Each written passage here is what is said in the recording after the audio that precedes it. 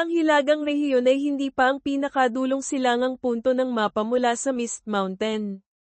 Katabi ng walang katapusang malamig na mga kabundukan ng yelo ay mga matataas na dalesdis ng bundok na puno ng madilim na berdeng damo. Ang klima ay malamig sa gabi ngunit maalinsangan sa araw, na lumilikha ng mayamang vegetation at nagpaparami ng maraming uri ng hayop at halimaw na nabubuhay ng kawan-kawan. Ang pinuno ng lugar na ito ay may anyong lobo. Mula nang lumawak ang mga pag-atake ng hukbo ng Mist Mountain, araw-araw na nagpupulong ang grupong ito. Tiyak na darating din sila rito, paanong makakaligtas? Si Yulang, Moonwolf, isang extraordinary rank 3, ay nagsalita ng malalim sa kanyang katabi, ang mga halimaw ng Mist Mountain, hindi na talaga nila napigilan. Si Zulang, Bloodwolf, sa tabi niya, isa ring extraordinary rank 3, ay sumang-ayon ng may pagmumuni-muni, hindi na magtatagal, aatakihin nila ang lugar na ito. Ang ganito kalawak at mayamang lugar, imposibleng palampasin. At ang kawan ng lobo nilang dalawa ay hindi maaaring pumunta sa ibang lugar kundi protektahan ang kanilang teritoryo. Sa pag-iisip nito, umungol si Yulang ng may pagbabanta, hayaan ninyong dumating sila. Handa na kaming salubungin sila dito. Bilang pinuno na may lakas na rank 3, sa ilalim ng pares na sina Huang Yulang, Royal Moonwolf, ay hindi mabilang na mga lobong sanay sa laban ang handa na. Likas na silang mga hayop na nabubuhay at lumalaban ng kawan-kawan, at mataas ang pagpapahalaga sa teritoryo. Kahit isipin lang gamit ang tuhod, malalaman mong lalaban sila hanggang sa huli. Ang hukbo ng mga lobo ay napuno sa buong bundok. At ayon kay Yulang, titiyakin nilang ang mga darating ay hindi na makakauwi. Mayroon kayang kawan sa Mist Mountain na kayang tapatan ng mabangis na kawan ng mga lobo na ito. Sa kaibuturan ng pinakamalamig na bahagi ng hilagang rehiyon, mula nang lumitaw at atakihin ang mga ice giant, ang lugar na ito ay laging nasa katahimikan ng paghahanda, handang lumaban anumang oras. Ganito rin ngayon. Nagtipon ng isang malaking bilang ng mga ice giant, handa na. Ngunit ang kanilang pinuno ay may itsurang hindi tumutugma sa iba. Marahil ito ay isang insekto, isang uri ng madilim na anay. Gaano kaya ito katibay at kahusay lumaban para pamunuan ang hukbo ng mga ice giant? Hindi tulad ng kapitbahay nilang si Yulang, na handang ibigay ang lahat para protektahan ang teritoryo, iniisip lamang nito, makakayanan kaya ng hilagang rehiyon ito sa pagkakataong ito. Ang pag-aalala at mga katanungan ay umabot kahit sa mga pinakamalalim na lugar na hindi pa napupuntahan ng Mist Mountain. Halimbawa, ang Demon Domain na kasing dilim ng loob ng banga. Ang pinuno ng lugar na ito ay may anyong tao, nakaupo ng tahimik sa isang tronong inukit mula sa bato sa loob ng kuwebang puno ng mga stalactite, nag-iisip, hindi ko akalain, kalahating taon lang ang huli, ngunit nagawang lumaki ng ganito ang isang kakaibang puno. Bawat isa ay may sariling iniisip, ngunit sa pangkalahatan, lahat ay nakakaramdam na malapit ng tumapak ang mga yapak ng Mist Mountain sa kanilang teritoryo. Isang araw na maaliwalas ang langit, mainit ang dilaw na sikat ng araw sa malawak na kapatagan ng damo, sa gitna ng mga luntiang dalesdis ng bundok. Sa wakas, ang pamilyar na mga paa na may kuko ay tumapak na rin sa lugar na ito. Tingnan ang apoy na nakapalibot, alam na kung sino ito, hindi ba? Sila sina Jiu Wei, kasama ang pangalawang kapatid na si Niu Mo, at si Uncle Nine, Jiu Xian Wine Immortal. Sa wakas ay lumitaw na sila. Ngunit nagtataka ako, sila ang mga halimaw na karaniwang lumalaban ng mag-isa, hindi nag-uutos ng malaking bilang. Ito lang ba talaga ang puwersa nila para turuan ng leksyon ng buong kapatagan? Tahimik na nagmasid ang tatlo sandali. Bigla, isang madilim na anino ang lumitaw sa kabilang dulo ng kapatagan.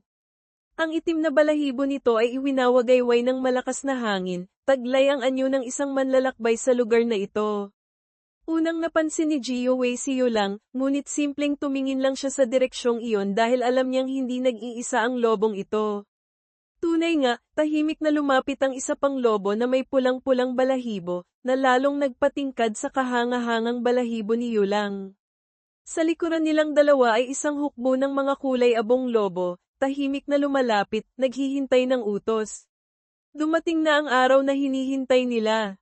Kumunat ang noo ni Yulang habang tinitingnan ng kalaban. Binilang niya, 1, 2, 3, hindi man lang umabot ng 4 ang pumunta sa lugar niya. Alam niyang sila ang mga pangunahing tauhan ng Mist Mountain, ngunit hindi ba't masyadong kakaunti ang bilang na ito? Ang kawan niya ng mga lobo ay umabot na sa mahigit 100. Sa pag-iisip nito, ang pagmumuni-muni sa mukha ni Yulang ay ganap na naglaho, napalitan ng isang ngiti na parang sa horror movie. Ang kanyang matatalim na ngipin ay lumitaw, puting-puti, naglalabas ng sapat na intensyong pumatay para takutin ang mga hayop na mas mababa ang antas. Idagdag pa ang likas na pagiging mapagkumpitensya ng mga lobo. Sa pagkakataong ito, tiyak na lalaban sila hanggang sa hindi na makakaya.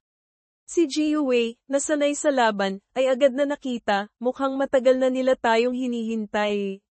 Sa isang tingin sa kaibuturan ng mga mata ng pares na lobo, alam na ang kanilang intensyong magpatayan. Tanging si Jiu Xian lang, na ibang lahi, ang nag-aalala sa ibang bagay, masyadong marami sila. Sa karanasan sa labanan ng panda na ito, mas gusto niyang makipaglaban ng isahan sa mga mas malalakas sa kanya para mas maramdaman ang tagumpay, kaysa sa pantayin ng isang buong lugar na puno ng mga individual na mahilig umatake ng grupo. Isang bahagyang kawalan ng gana ang makikita sa kanyang mukha. Samantala, si Niyumo sa likuran ay walang pakialam. Kahit sino pwede. Nakatanggap siya ng utos na ubusin silang lahat, hindi na kailangang mag-isip. Ngunit sa pagtingin sa lakas ng mga ito, alam niya ang pangalawa na tiyak na hindi sila makakaiwas sa isang matinding labanan. Pinaalalahanan muna ni Jiu Wei ang dalawa niyang nakababatang kapatid, huwag ninyo silang maliitin. Kahit sa bilang o lakas man, hindi sila natatalo sa hari ng malalim na dagat. Ang maingat na kilos nila ay lalo pang nagbigay daan kay Yulang na suminghal ng may pangmamaliit. Tapos iilang halimaw lang ang pinapanta ninyo rito? Gaano kayo kayabang? Tinamaan nito ang bagay na pinaka-ipinagmamalaki ng mga lobo. Agad na tinawag ni Yulang ang kanyang mga tauhan para sumugod. Isang mabangis na pangkat na pangunahan na may madilim na balahibo na medyo katulad niya, ang bamuka ng bibig at sumugod sa utos ng kanilang boss, para alamin ang tunay na lakas ng kalaban. Ang kalamangan ay dapat nasa panig natin. Sina Jiu Xian at Niyumo ay mabilis na sumugod para salubungin sila agad. Gaya ng dati, hindi sumasali sa laban si Jiu Wei maliban kung kinakailangan. Ang kanyang tungkulin ay tumayo sa likuran, magmasid, at sumuporta kung kailangan. Tutal, sa ganito kalawak na kapatagan, masyadong kakaunti ang bilang ng Mist Mountain. Ang mahalaga ay ang kalidad kung nais nilang matagumpay na harapin ang ganito karaming lobo sa kawan. Kaya't ang unang atake na dala ni Niyumo ay isang napakalakas na tama mula sa Gravity Axe. Mabilis siyang hamampas habang may distansya pa sa pangkat ng mga lobo. Hindi tumama ang palakol sa kahit sino, ngunit direktang hinati nito ang hangin hanggang sa lupa. Nagsimula sa kinatatayuan ni Niyumo, pinatalsik ang kawan ng mga lobo. Umuungol sila sa takot ngunit hindi namatay. Susunod, tingnan natin kung ano ang magagawa ni Jiu Xian. Mabilis siyang sumugod, sakto para subukan ang bago niyang kakayahan habang mainit pa. Iwinasiwas ng panda ang kanyang kamay na nababalot ng ice spikes. Isang hampas lang, ang ice sword ay hamati sa kalungkutan at sa isang pares ng lobo sa harapan niya.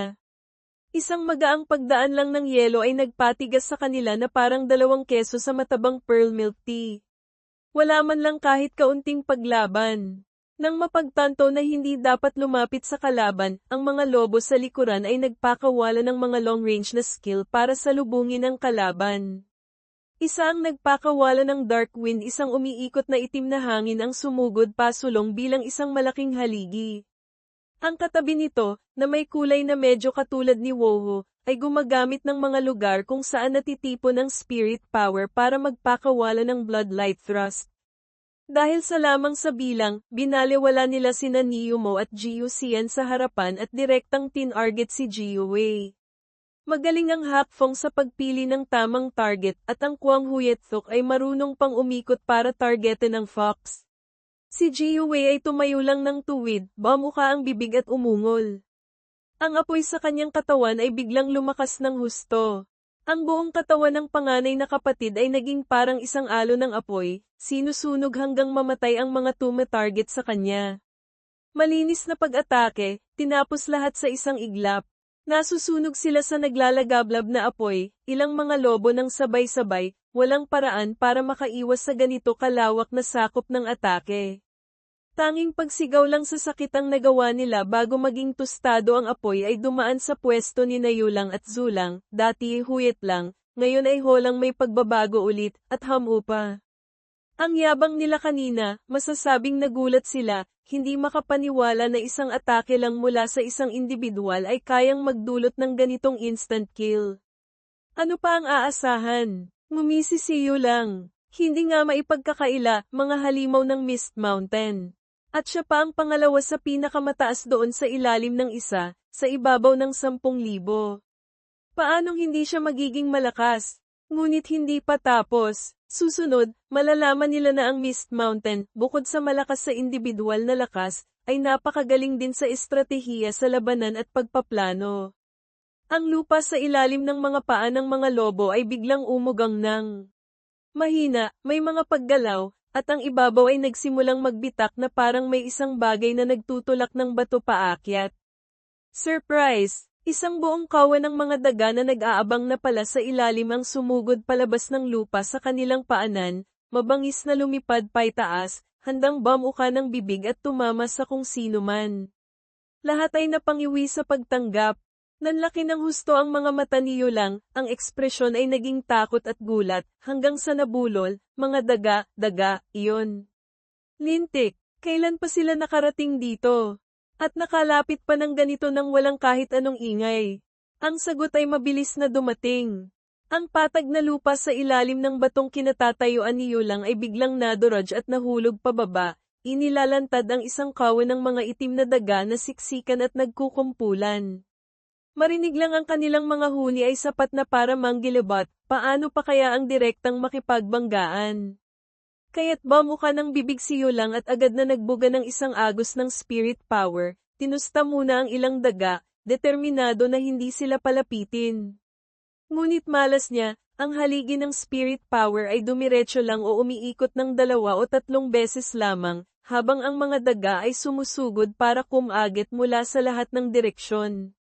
Maging si Woho ay kinailangang humiwalay sa mga kasama para lumaban ng mag-isa. Ang kanyang kakayahang Blood King Wild Slash ay parang isang agos ng kuryente na kumalat sa paligid, magaang sinunog ang ilang daga sa kaliwang panig. Ngunit sa kanang panig, hindi umabot ang atake. Kaya't ang pulang lobo na ito ay kinailangang tumalo ng ilang hakbang para umiwas.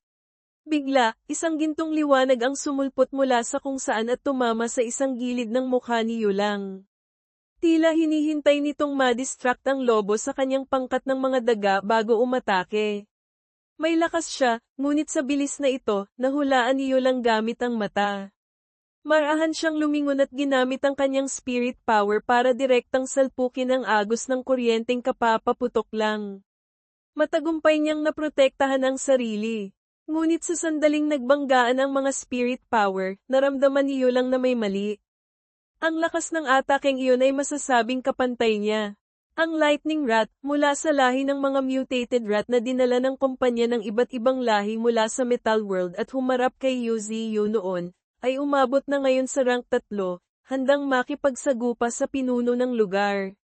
Sa mga matang puno ng takot at pag-iingat ni Yulang, malinaw na ito ay isang mutated na halimaw na lubos na kaiba sa mga daga na dumating ng maramihan kanina. Habang nag-iisip ng estratehiya para labanan si Lightning Rat, biglang ibinalik ng init mula sa kalangitan ang lobo sa pangunahing labanan. Si Jiuwei ay pinag-cross ang 2 paa sa harap, tumalon, at ginamit ang kanyang tanyag na flame finale. Ginamit niya ang sarili niyang spirit power para sunugin ito at maging naglalagablab na apoy. Sakto sa panahong nawala ng pag-iingat si Yulang, naghanda siyang atakihin ng harapan ang pares ng mga lobo ng sabay-sabay. Nag-alabang galit sa mga mata ni Wolang, ngunit mabilis na nabawi ni Yulang ang kanyang tindig na nawala sa 1 segundo kanina. Ang liwanag ng apoy ay damaykit na kay Jiuwei. Dumura siya ng malakas diretso sa mukha nila, hindi naiiba sa isang malakas na suntok sa kinatatayuan ng 2 lobo. Tutal, rank 3 din naman sila, kung direktang tatamaan ng ganito, kahit papaano ay malubha silang masasaktan. Kaya't marahang lumapag ang panganay na kapatid, pinanood ang kanyang naglalagablab na apoy na lamunin ang lahat, at marahang hinintay itong mawala para tingnan ang kalagayan ng kalaban. Sa likod ng alikabok na iniwan ng apoy, ang dalawang pinuno ng kawan ng mga lobo ay nakatayo pa rin ng mayabang. Ipinakita ni Yolang ang kanyang mga ngipin bilang pagbabanta muli, na parang idinedeklarang, ang kakarampot na apoy na yan ay hindi sapat para painitan ako. Hindi sila nagalusan kahit kaunti. Marahil, ngayon pa lang talaga magsisimula ang laban.